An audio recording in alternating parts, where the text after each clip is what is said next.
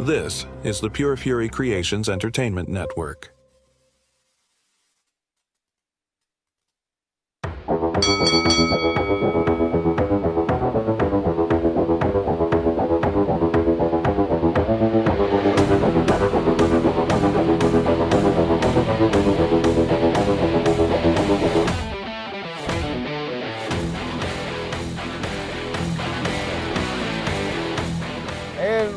Welcome you to the Fatal 4-Way Live on ONTV. I'm Jason Clouse. I'm being joined by Brian Bolf, Shawn Grugel, Hollywood Q, Quadell Edwards. All four of us, for the first time in a long time, are here in the studio, and we have a lot to break down in terms of the headlines in and around the world of professional wrestling. And we do encourage you to be a part of the conversation via the live chat on the live Facebook feed. The telephone will not be in use here tonight. When we return to ONTV next month, we will have a new approach with our telephone call capabilities. But the live chat is open, and we encourage your thoughts, your opinions, your questions, and we will address them while we were live on the air here. Now, when you're talking about the major headlines in and around pro wrestling, it seems like the majority of the conversation revolves around the inevitable return of Goldberg and the controversy that has erupted with this, even though we all saw it coming. Especially with the announcement that Saturday night's main event was going to be moved to Atlanta to correspond with a doubleheader weekend with the Evolution all-women's premium live event. We knew Goldberg was going to be factored in at some point. Even though we knew this was going to happen, Q, I'll start with you. He gets this title shot with Gunther, who just regained the World Heavyweight Championship from Jey Uso a couple of weeks ago on Monday Night Raw, ending Uso's 51-day title reign. We can talk about that at another time, because Rikishi certainly has opinions of it. But Goldberg is back. He's back in the main event. He's going to Atlanta for Saturday night's main event, which has become kind of a coveted, card. You want to be on this card. The live NBC telecast, and it's a different vibe. It's a different feel. But now we're worried. Fans like us are worried because we have seen this 3 times. Where Goldberg is gone for years at a time, comes back, gets a title shot, and winds up winning the title from one of the established rising young stars in WWE. Gunther, whether you like him or not, whether you're a fan or not, this dude is one of the faces of WWE right now, not just because he has the title.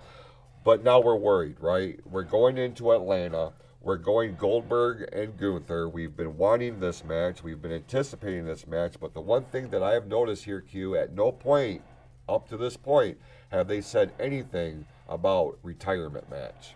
Are you concerned we could see a new world champ in Atlanta on the 12th of July? I'm concerned, but not as concerned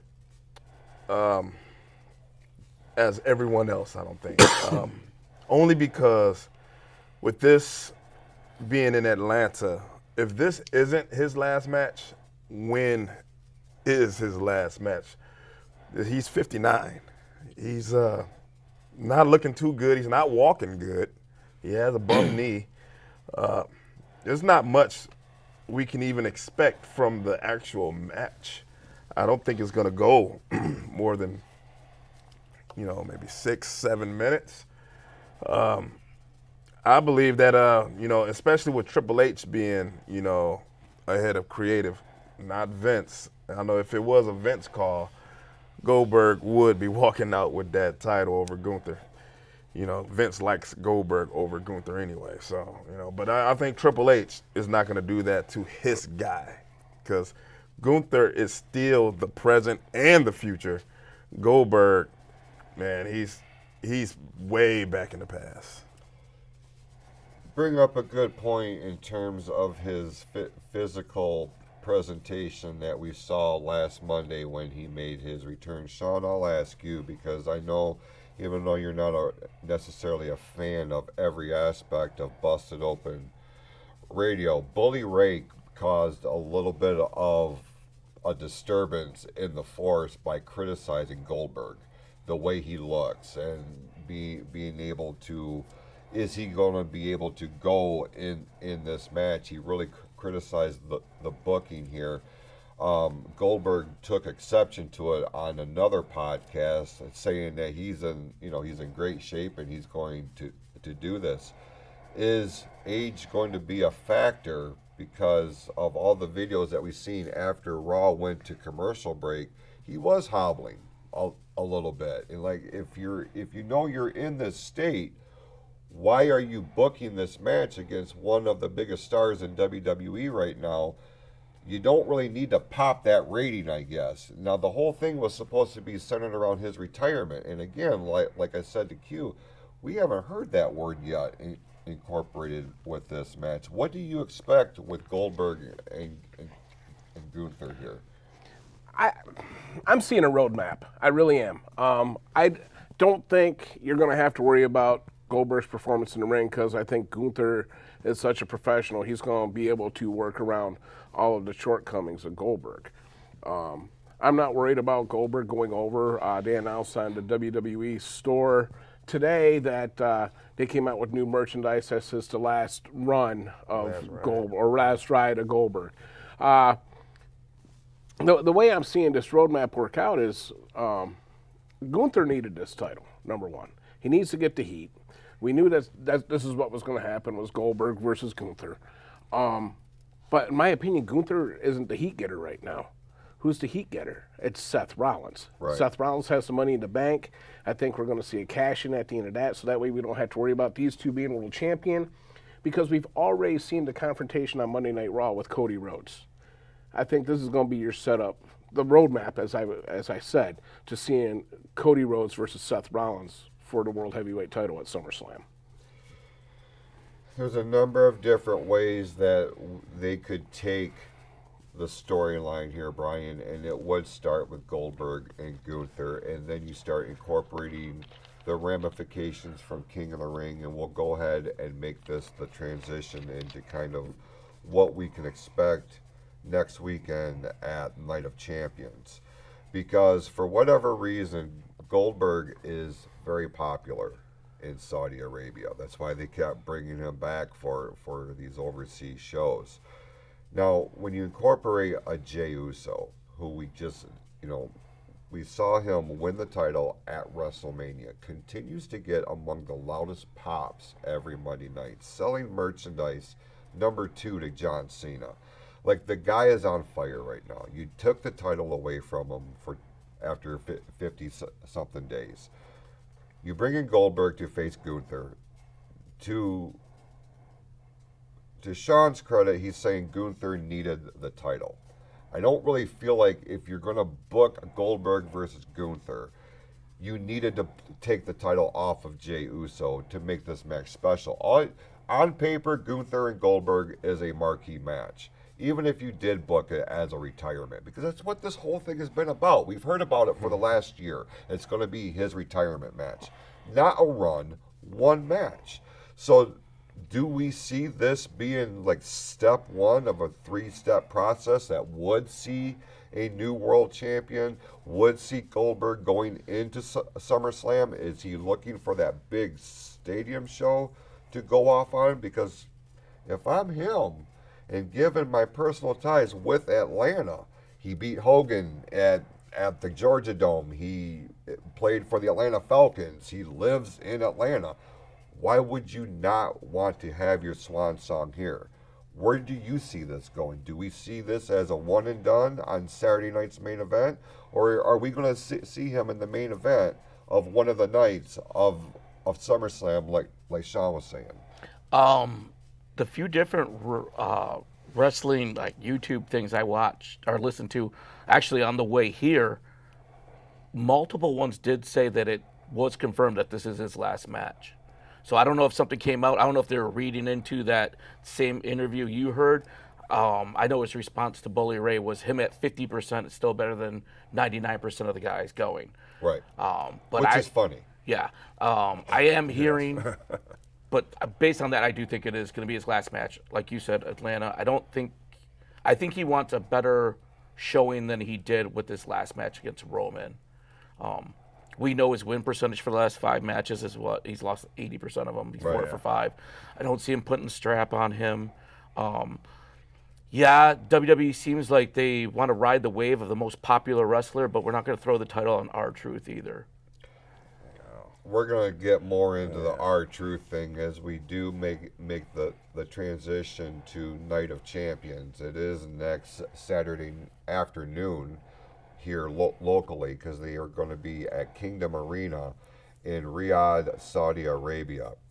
Now, on paper, I should be really excited about John Cena versus CM Punk.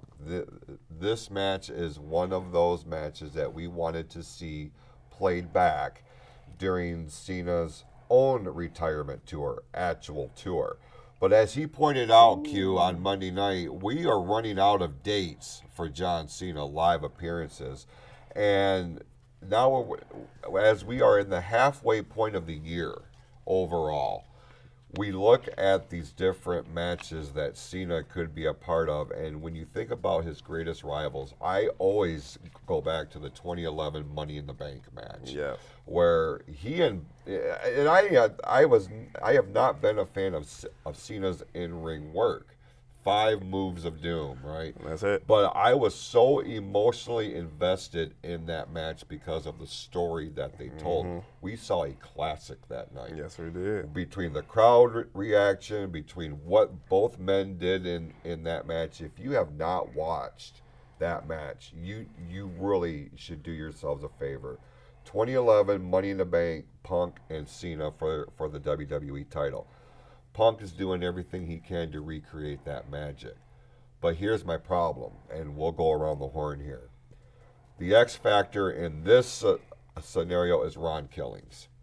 And the reason why I say that is because you saw a groundswell, you saw organic fan support, whether it was worked or not, you saw organic fan support for Ron Killings. Yeah. When news broke that he had been released. My girl is not what we would call a big wrestling fan, but she was getting involved or invested with the R-Truth character. So when I said to her, I'm like, you ain't gonna believe this crap. Like, they released R-Truth. I'm like, she got pissed. You know, she's like, why would they do that? Right. You know, a day and a half after he wrestled Cena at Saturday night's main event, right? So he comes back. But why are you bringing him back now? If you're going to bring him back now, why is he not in this match at Night of Champions and postpone Punk for SummerSlam? I feel like right now with John Cena and all these people wanting to work with him and wanting to be a part of that payday, because you know damn well they're getting a payday with every Cena match. Why are we trying to put 15 pounds of crap in a 5-pound bag? It's hard for me to get excited about this match when you have R-Truth or Ron Killings lingering in the background. That's too much, Q. Where are you at on this? Yeah, I'm with you there. And I think they scheduled the Ron Killings match for tonight. Tonight, Grand Rapids, right? Yeah. I think this is the night they're going to be in Grand Rapids. So Cena's last Michigan match is this what could be a premium live event, main event. Right. It really could. Yeah, I feel like they're blowing it a little bit too. I don't know. They're not letting it cook, pretty That's much. it. They're not letting it cook. They're just going to blow the match off. And watch, Ron Killings is not going to have anything to do with Cena after this match. I can see it already. The way, now, I praise Triple H on a lot of things that he has done, but I got to criticize him as well. There's some things that he missed the ball on. Like, R-Truth was a missed opportunity and still is. He's hot right now, so yeah, you should capitalize on him. And what I kind of see going on with this match with CM Punk is a lot of foolery. I see a lot of foolery in this match. Like, I wouldn't be surprised if Seth Rollins cashed in on that match and take the title. It's crazy. See, I can see CM Punk beating John Cena and Seth Rollins cashing in on CM Punk that night to put heat on Seth Rollins, whose biggest rival is CM Punk, just to further that. So, I mean, all kind of, Triple H, he loves his interferences. Yeah. We all agree on that. He loves his interferences. And I can see something crazy happening with that too. I look at the outside interference as lazy booking, Sean, and you and I, being in the business, having our hand in the creative process, it's real easy if we run into a scenario where it's like we're not really sure what to do with it this week, so we're going to have a schmoz. We're going to have a double DQ. We're going to have a count out. We're going to have everything other than a definitive winner in the center of the ring via pinfall or tap out, right? What I loved about what you said is the X factor really in everything here is Seth Rollins, because he is Mr. Money in the Bank and he can cash in here. But to cash in on CM Punk after winning the title from Cena, which I'll be honest, as much as I would love to see that happen, I don't see that happening in Saudi Arabia. I think if Cena's going to lose the title, it's going to be on American soil. It's probably going to be at SummerSlam, if I'm being honest with you.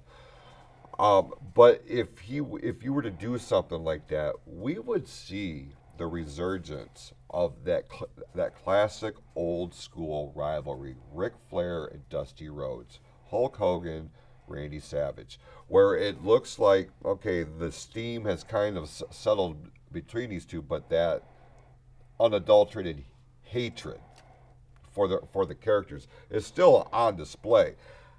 If they were to go that route, I would love, because I don't think they've really squeezed all the juice out of the lemon for CM Punk and Seth Rollins. Would you agree with that or no? No, I agree with that. And, you said Ron Killings is an X Factor. You're saying Seth Rollins is an X Factor. I'm going to throw another X Factor out there.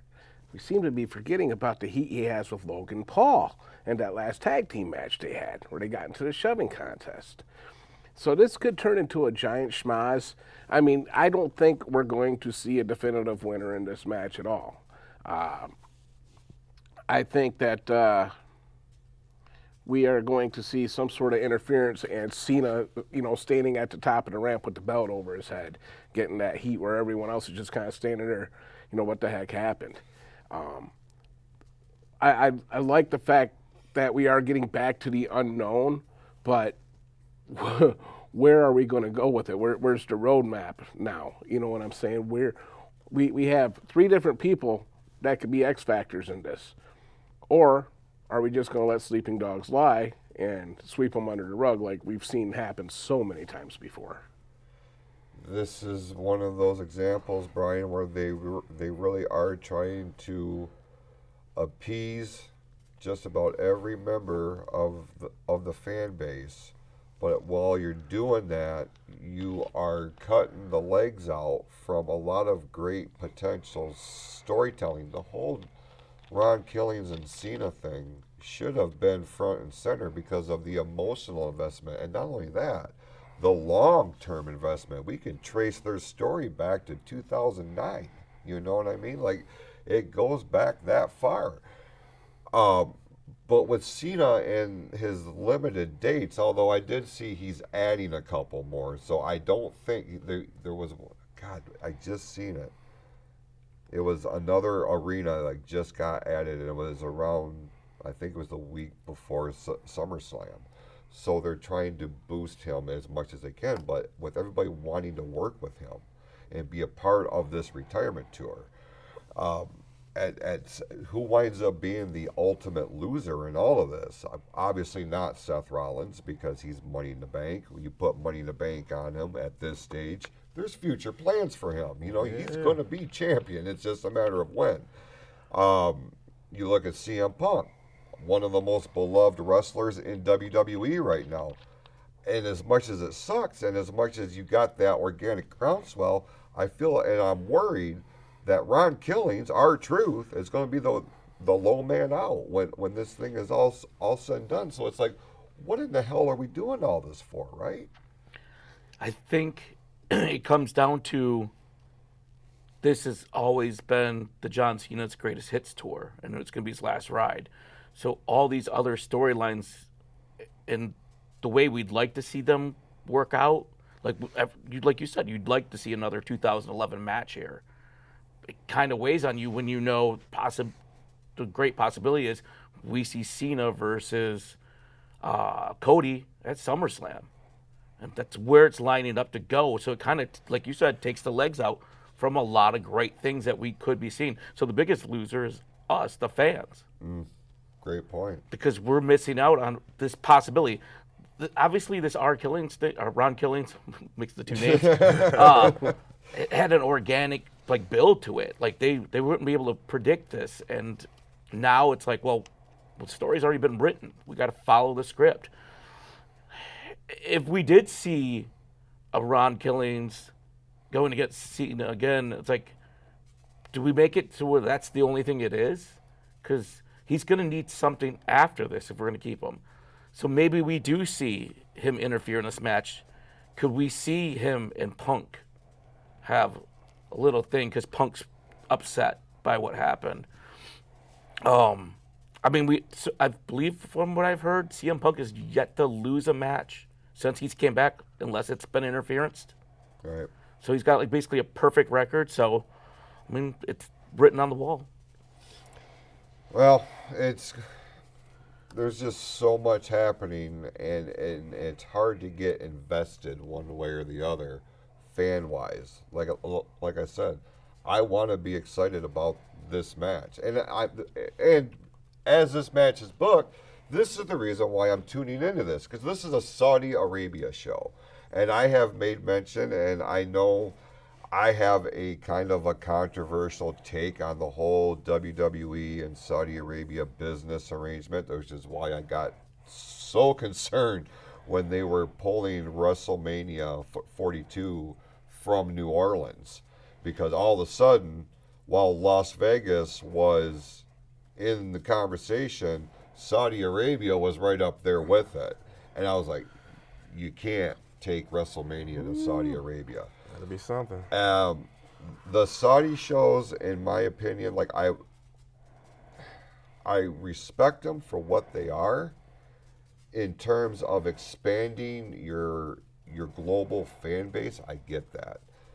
But the dealings that bring the two entities on this, in one arena at one time, that's what I have a problem with. There's too much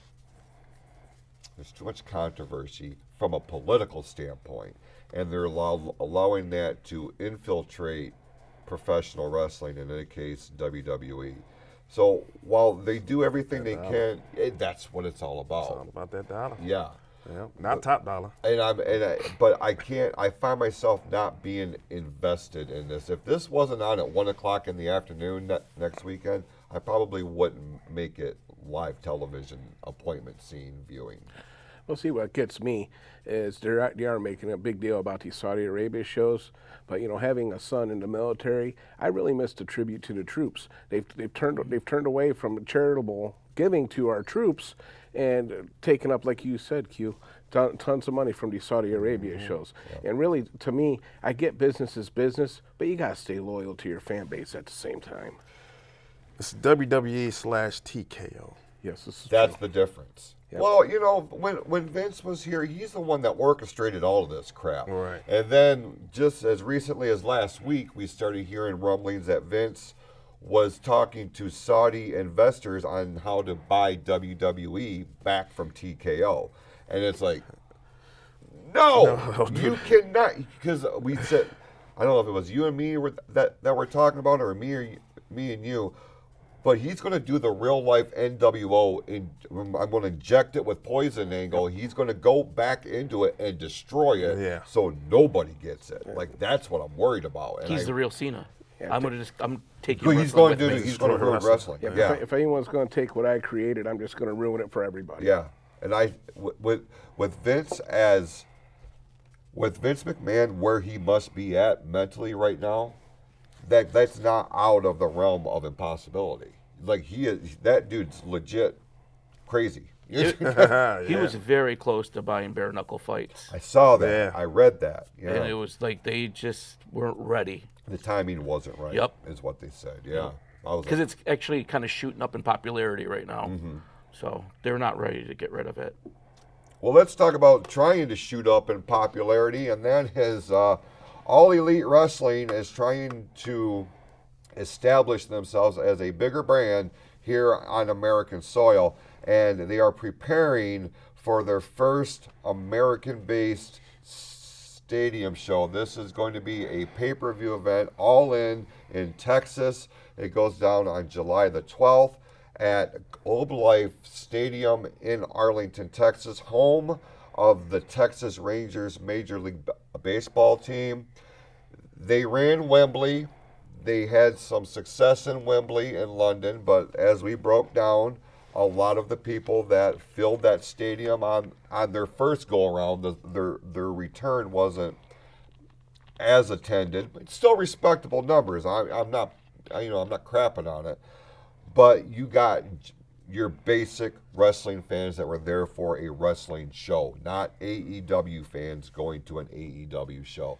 But now Tony Khan thinks it's a good idea, even though he's running 1,200-seat music venues for Dynamite tapings. He thinks he's going to be able to fill Globe Life Stadium in Arlington for their all-in. It's a traditional pay-per-view event, right? Yep. I went to WrestleNomics just to see what the preliminary numbers were looking like. As of right now, AEW has this stadium with seats for a baseball game just over 40,000 people. They have the building set up for 21,000. So my thing is this: if you're only going to set up a venue for 21,000 seats, why are you going to a stadium? You're not going to build a set big enough that's going to disqualify the fact that over half of that building is going to have empty seats. I do not understand what the premise of this is. Set up for 21,000. They have sold, as of this afternoon, just over 17,000 tickets. That's the size of your basic basketball venue, Little Caesars Arena here in Detroit, or Madison Square Garden. Not that they'll ever sniff Madison Square Garden. WWE will make damn good sure of that. But that's what I'm talking about. You know, they could go to where the Lakers play in LA, and put all that pomp and circumstance into it, and have just as successful of a show. I'm concerned. I want AEW to be successful, and I know there is a narrative that I hate Tony Khan and I hate All Elite Wrestling. I don't hate them. I don't think they're good for how they're trying to present themselves. What they're saying and what they're doing do not meet up. But I'm looking at this card, Q, and as a general fan, nothing is really saying, ooh, I need to go to Arlington to be a part of this show. What I will say, in their defense, their tickets are affordable. Even though it's going to be at the top of the stadium, you can get into All In for $38. I do appreciate that, because we'll do a compare and contrast later on in the show with WWE. We've got Jon Moxley and Hangman Page for the main event for the world title. Omega and Okada for the IWC. This is your main event. They're going to unify the Continental and the International Championships. Thank God. They're taking one off the table. Omega versus Okada. It's going to get 17.5 stars from Dave Meltzer. You already know it's going to be that. You already started. But I think the one, he's already put the stars in. Tony Storm versus Mercedes Moné for the women's title.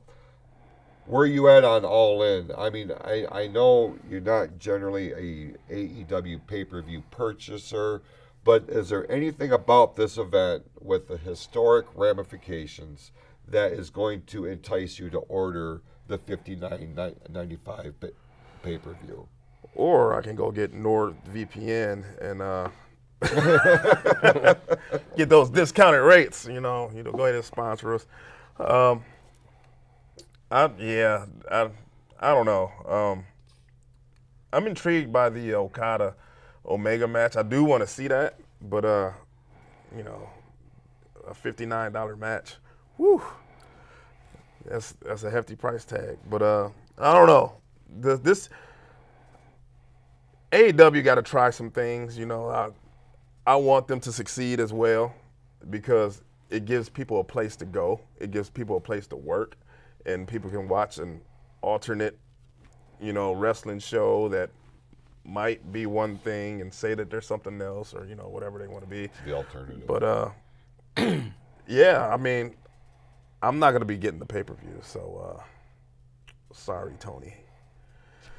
But I will be watching the highlights. That's how I consume AEW is in 60-second clips on TikTok because, I mean, that's whatever they want me to see, that's what it is, and it winds up being a high spot. I'm like, oh, all right, cute. You pay closer attention to the AEW brand than probably most of us. How big of a make or break situation is this one event? Tony Khan's throwing a lot of chips in on this pot for this stadium show. He's going all in. And like I said, you're barely filling 2,000-seat music venues for your flagship show. Like, what are we doing right now? How much of this is make or break for Tony Khan and AEW?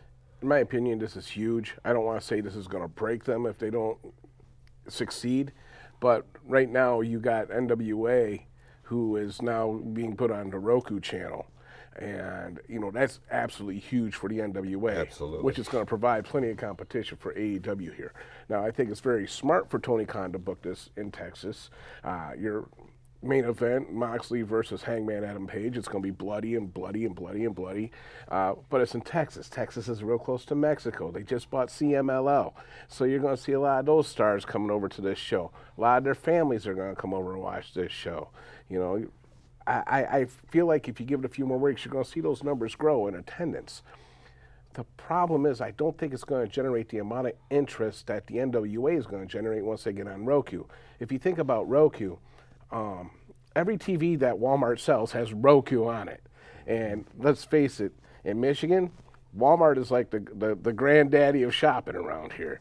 And I bet you probably at least 70% of households in Michigan have a Roku-based TV. NWA, I think, is going to get hot. And AEW is really going to have to compete with that. And WWE is going to have to watch this now, too, because with TNA, they're definitely going to have to get that TNA onto a mainstream platform here really soon. Tony Khan could get lost in the shuffle if this does not succeed. And I'm not saying it's going to break him, but he could be the number 4 promotion, actually number 5 if you count NXT as a major promotion. I do. Do you? Okay. It's he makes a great point. We see this partnership with WWE and TNA. And then while this is happening, WWE comes back around and purchases the AAA promotion out of Mexico, which prompts Tony Khan to solidify his deal with CMLL. Now we're starting to hear rumblings that New Japan, All Japan, and there was Noah are, they're looking to get under somebody's umbrella. We are starting to see the entire landscape of professional wrestling shifting, and everybody's trying to find their spot. And even though WWE is head and shoulders above everybody right now, and Tony Khan at this point is number 2 because of his resources. His father is a multi-billionaire. He funds that project, make no mistake.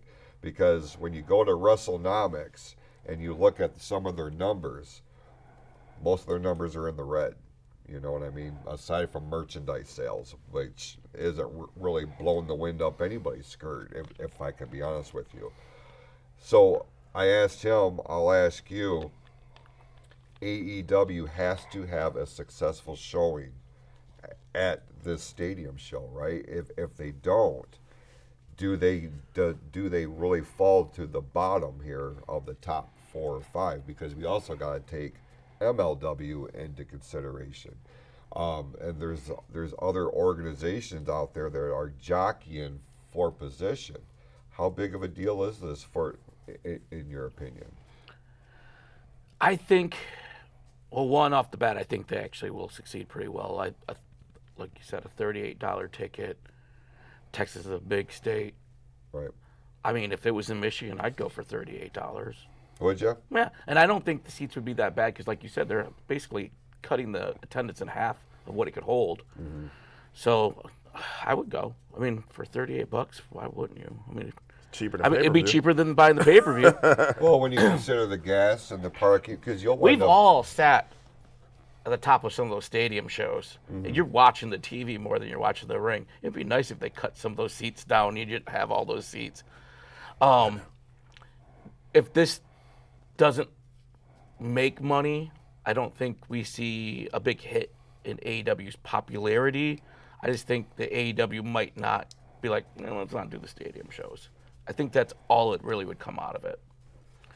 Like you were saying with NWA, man, I tell you what, if I was AEW, I'd be looking at WWE with TNA. I'd be like, NWA, let's do something. We got to do something like 100%. that. Yeah. I would be following that market. Right. Like, You think Billy Corgan would work with? I don't know if he would or not. I don't know their personal relationships. Like, I don't know where they're at, but I think it would be a boost to both companies, so I don't know why they wouldn't. Well, you brought up something about other companies looking to be an umbrella. If you remember right, NWA did this about 10 years ago, going to other independent companies and selling their name to them. Yeah. So you had like CIW NWA, you had NWA TNA, yeah. you know, NWA. So maybe that's the shift that we're seeing towards. That's why I don't think Billy would work with Tony, because he would want to be NWA AEW. I feel like this is as perfect of an opportunity to really and truly reestablish the territory system. Yeah. And, you know, It'd be even cool. though you've got WWE as the head and shoulders global brand, I feel like having the territory system back in place in some regard would really add so much depth to professional wrestling and give so many workers an opportunity to make a name for themselves, much like they did in the 60s and the 70s and the 80s. You know, we wouldn't have got the Greg the Hammer Valentines and the Junkyard Dogs and the Roddy Pipers and all these other guys if there wasn't the territory system. Why we history has shown monopolizing the entire industry has hurt the entire industry. Now WWE is making billions of dollars in profit, but at the same time, the pay structure is different. The entire landscape of our country is different. So let's get back to give these people an opportunity, give them their spot to shine, with the ultimate prize being one of the big two, assuming there is a big two. And that doesn't necessarily mean that AEW is number two. This gives everybody other than WWE an opportunity to really gain some traction in the industry. So, with that, we are going to run a quick timeout. We're going to come back with our Mount Rushmore for the week and more open discussion. And you can join the conversation through the live chat on the Facebook feed. With that, we'll be back with more of the Fatal 4-Way live on ONTV right after this. 9, 8. Are you or someone you know having thoughts of suicide or experiencing a mental health or substance abuse crisis? 988 connects you to compassionate, confidential support for free. 988. 988 is the new 3-digit dialing code for the Suicide and Crisis Lifeline. For years, the Lifeline, formerly known as the National Suicide Prevention Lifeline, has answered tens of millions of calls and helped people overcome mental health-related distress. 988 is the same trusted resource. When you call, text, or chat 988, you'll be quickly connected to trained crisis counselors who will listen to your concerns, provide support, and get you additional help if needed. There is hope. The Lifeline works. You are not alone in crisis. Just call, text, or chat 988. 988. Knowing how to identify signs of crisis in others and help connect them to resources like the 988 Suicide and Crisis Lifeline is an important way to prevent suicide in Lake Orion. For information about free suicide prevention trainings offered in our community, please visit the North Oakland Community Coalition at noccmi.org. 988. Have you ever thought of producing your own podcast? ONTV offers the facilities, equipment, and training to help you get your own podcast off the ground. Learn how to record your show and get it out to the world. Cost is $25 per person, which gives you access to ONTV's podcast room and equipment. For more information, give ONTV a call at 248-393-1060 or visit orionontv.org today. Welcome back to the Fatal 4-Way live on ONTV, along with Hollywood Q, Quadell Edwards, Shawn Grugel, and Brian Bolf. I'm Jason Clouse. We certainly appreciate you tuning in here this week. And this is the first time in quite a while that all four of us have been able to be in the same place at the same time. And with that is the return of our every episode bi-weekly, I guess, Mount Rushmore segment. So with that, let's turn it over to the I don't know, I feel like I'm going to do this. I'm still a potato. So I I can haven't seen look. this graphic in a while. I want to look more like my hat. All right. I mean, this is kind of like a little throwback because I believe it was on air that this idea came. We're like, man, if we were happen to have another Charlotte Flair-led 4 horsewomen, who would we put in our stables? So I'll go right into it. Obviously, we all are going to have Charlotte Flair leading it. Second generational talents, I got Tessa Blanchard, father being an original member of the 4 Horsemen. Seems like an honest, easy pick. Absolutely. Dude, that's awesome. I didn't even think about that. That is awesome. So basically, even going off of that same thing, I went second generational. It brings me to Natalia. She's got that like technical style, which I feel like the 4 Horsemen is. That's what they represented. She's the Arn Anderson of this group. Yeah, I mean, I'm really digging all that bare knuckle stuff. Not bare knuckle, that what is it? GSW, Oh, GCW. GCW. Yeah, Game Changer Wrestling, I believe it's called. Loving all that stuff that she's doing. And then I went with Phelan Henley from NXT. I think she just fits great into that group. Absolutely. It's as formidable of a lineup as I can think of, and for all the right reasons. Let's bring up Shawn's picks for his 4 horsewomen. So, Megan Bain, she's incredible, especially, being a rookie right now. I can see her growing to something special. She would be almost like the Lex Luger of the 4 horsewomen here. Lash Legend, I think that woman has so much untapped potential right now. She's a big girl. She could put a hurting on you. Oh, yeah. Wow, look how angry I look in that picture, man. And and then, of course, Jade Cargill. I think these 4 women together, I think they just look imposing. I did have a hard time going back and forth with Camille, whether I wanted to put Camille in the group or not. But ultimately, Lash Legend, I think she is going to be one of the future leaders of the women's division in WWE. I wish she had the title right now, said Jace Jane. Yeah, I agree. That's a good looking group there. One I wouldn't mess with, that's for sure. All right. Quadell. Woo. All right, so I went with Tessa for pretty much the same reasons that Brian pretty much already articulated. Then I brought in some force with Jordan Grace. She's the heavy, she's the muscle of the group. And then I said Mariah May. Not Blake Monroe. Mariah May into the group. And I think that's solid. You might be careful.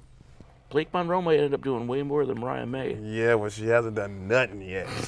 But sign a contract. Well, listen, there's some controversy with the Blake Monroe name. because come to find out, Oh, yeah. that name was used in another industry. I'm not They don't do a surprised. Google search before they come up with these names. No. So if they were to Google Blake Monroe, it's not just her that's going to be popping up. Oh. Well, I guess Or I'll cover popping my that tracks off. even. Be like, honey, it was pro wrestling I was trying to go. Oh for." Jesus! It's Yeah, like- I don't understand why they didn't just go with Mariah May. Mariah Monroe. If you were going to change her right, name, right. Just, you know, Well, I mean, it's practically the same gimmick that Tony Storm, in my opinion, is what's happening right now. Either that or what was, Johnny Nitro, his wife, when she was on Melina? NXT. Melina. No, not Melina. The The other one, Tyra. Valkyria. Or no, that's your It's guy's Lyra. Lyra. I forgot her name. Yeah, never mind. With Skip the it. furry boots. The one with the furry boots. Yep. Yeah, she got released. yeah. Don't do it. Well, Yep. All right, let's. We're just rehashing gimmicks here. I also went with Tessa Blanchard for the very same reason. She's legacy. Her and Flair would be perfect. I went with Bayley. I think Bayley would be a good fit in this. Plus, when Bayley is motivated, she's got something to sink her teeth in. Yeah. She is so good, so good. And I think in a role like this, we've already seen her with the whole heel turn. We've seen how good she can be as a heel. I feel like having something that she can really get behind would push her back up to the main event picture. And then Bianca Belair. Pound for pound, like the woman is among the best wrestlers in the world from bell to bell. And she's charismatic. She can bring that attitude. She can bring that energy. She can bring the power. That would be my pick for the 4 horsewomen. So, dig it. yeah. I can't believe I didn't think of Tessa I Blanchard. can't either, man. But like, I get it. She hasn't been in a national spotlight or in the conversation in a minute, and that just goes to show how fast this business is moving. She did it to herself too. Make no mistakes. Like her reputation right now needs some help. I think she would have been in WWE now. Absolutely. But she they would have been. tried to bring her back, right? I mean, they tried to put her back in the spotlight, but then she disappeared again. I don't know. I haven't been keeping up on her, but I mean, the way the IWC, as soon as they snap their fingers, Oh, yeah, if they they're all want over someone her. gone, they're gone. She's been getting some crazy chants. I mean, they're like all over her every time she comes out to the ring. And there was just so much potential with her. She became the TNA World Champion. Yeah. Not the women's world champion, the world champion. She was the champion in TNA. And I was like, man, she's something special. Yeah. And then ego came into play. Yep. And her head got, she really fed into her own star power. Which She could be one of the biggest what ifs, absolutely. which is a great mount. Right? But here's the thing. She's still young enough. She still has enough gas in the tank. She can totally reinvent herself. She can. Come to WWE. Her versus Jordan Grace. Her versus Charlotte Flair. Yeah. Her versus Bianca Belair. Her versus Rhea Ripley. You can make an argument that these are main event of premium live events. I would pay to see that. So I mean, we've seen worse come back. yeah. Goldberg. So, we do want to make mention too.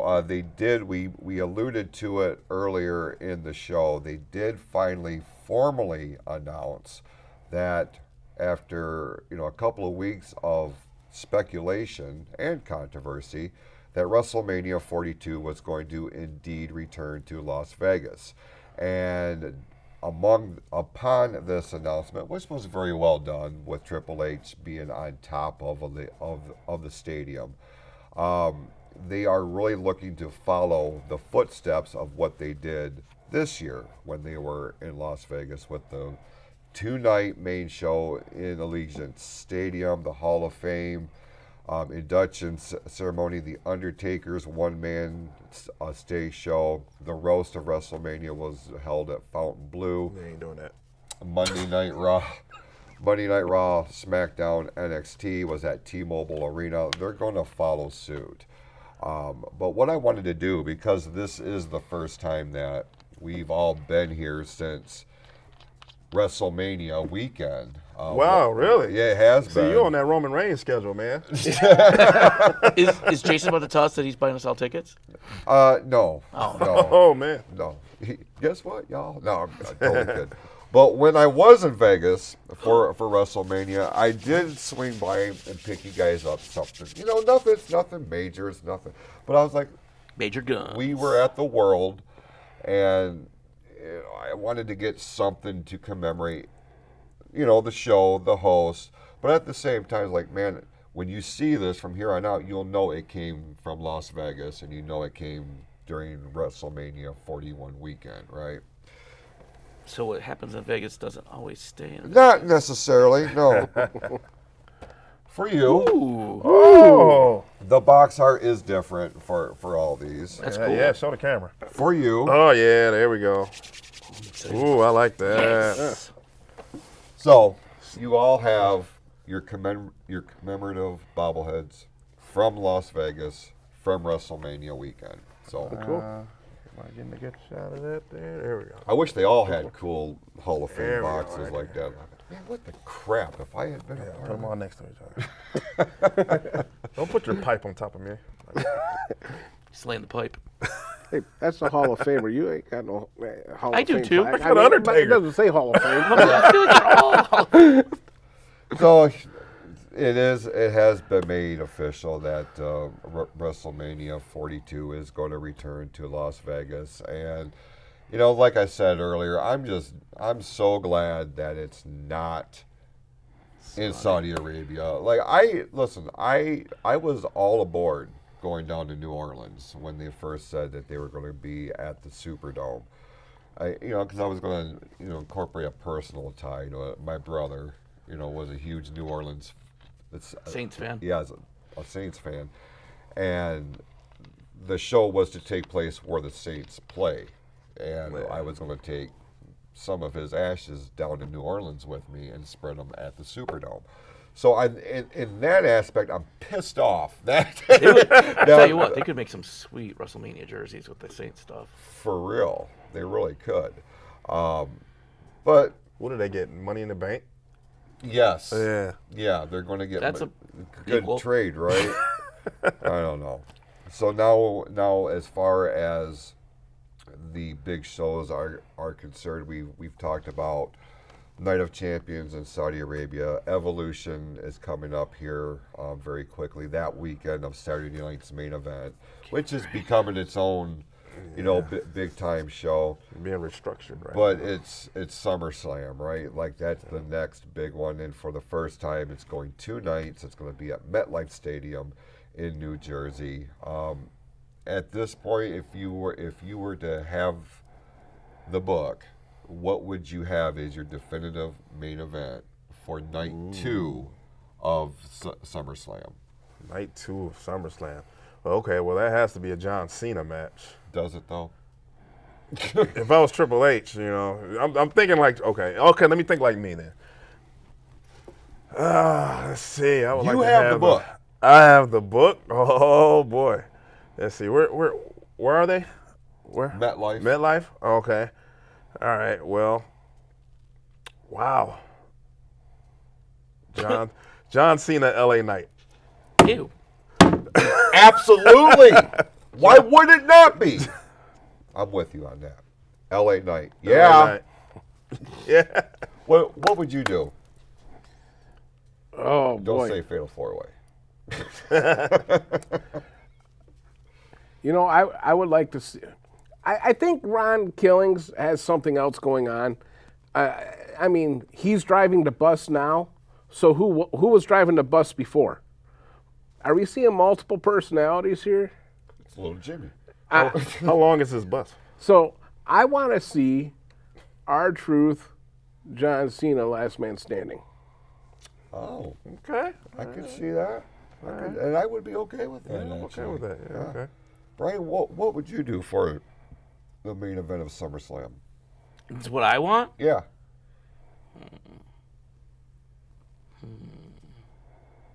Well, if it's what I want, Cena's lost that title long before SummerSlam. But if I was to do a Cena match, It's hard, right? it is. Because Yeah. honestly, Cena wouldn't be part of my main event. And I understand that. I mean, I would love to see like Seth Rollins, CM Punk main event, something like that. If I was to do John Cena, let's go John Cena.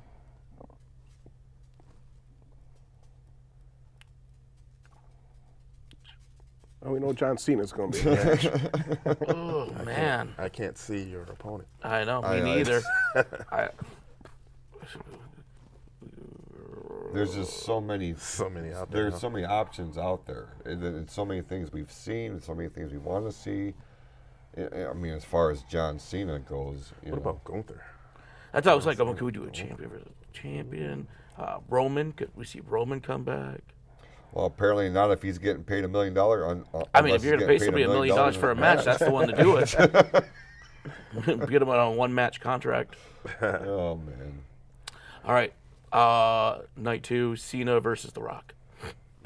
Well, Cena versus The Rock. Which would be funny because they've had that match Yeah. in that stadium, so that would be ironic. Is there anything happening in the chat queue? The chat has our good old buddy Will Nerona in there. Shut up. Yeah. God bless Yeah. America. He Let's says, go Tigers. He says, "Good evening, gentlemen. How goes it? And when is Dick the Bruiser going to be That's a my nickname. special guest?" Apparently now. Well, Did I just ruin the show? Yes. I'll go dig him up. we'll have to do some digging for Dick the Bruiser. So we'll see what we can do here. Digging for Dick. I don't know if I can get away with that. So we'll go ahead and do our programming. Well, this completely went off the rails this week, so hopefully we'll be back in 2 weeks' time. Will be the 4th of July weekend. We will not be in the studio here, but we will be doing a very special edition of the show over on our networks, over on Riverside.fm, YouTube.com, and the PFC Network Facebook page. Stay tuned to our socials for the latest information and day and time of that special broadcast. And then we will be... I got an idea for a future Mount Rushmore. Oh, okay. Go right ahead and take my pen. If you haven't done so already, could you do us a favor and hit the like button, hit the share button on the Fatal 4-Way page on Facebook, Orion ONTV, and of course the PFC Network, so we can get our word out, our message out, our show out, and invite all of the great fans here locally and around our country, around the world, to enjoy the most amazing form of live entertainment on the face of the planet. I have no problem in saying that. So with that, I agree. go out this week and next. Be awesome to yourselves and to each other, and we'll see you next time on the Fatal 4-Way. It's a part of the PFC Entertainment Network, live on ONTV. Happy 4th of July, y'all.